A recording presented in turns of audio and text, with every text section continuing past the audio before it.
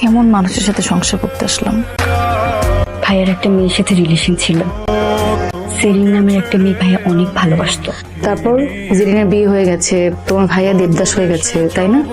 না, মেয়েটা ভাইয়ার সাথে চিট করেছে। প্রথমে দুই পরিবারে কেউ রাজি ছিল না, কিন্তু যখনই ভাইয়া রাজি করিয়েছে জানতে পারলো মেয়েটা ডাবল টাইমিং করছে। এরপর ভাইয়া অনেক চুপচাপ হয়ে গেছে, একা একা থাকে, আমাদের সাথে মিশে না, শুধু অফিস আর বাসা। কিন্তু জানো ভাবি, ভাইয়া না এমন ছিল না। তাহলে এটাই কারণ সকাল সকাল সিগারেট না খেলে হয় না।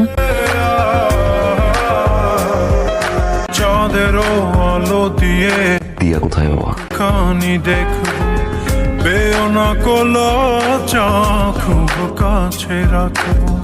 না না এভাবে ভাই পাঠিয়েছে করুণা করুণ লাজটুকু কেড়ে নিলে হবে যে মরণ।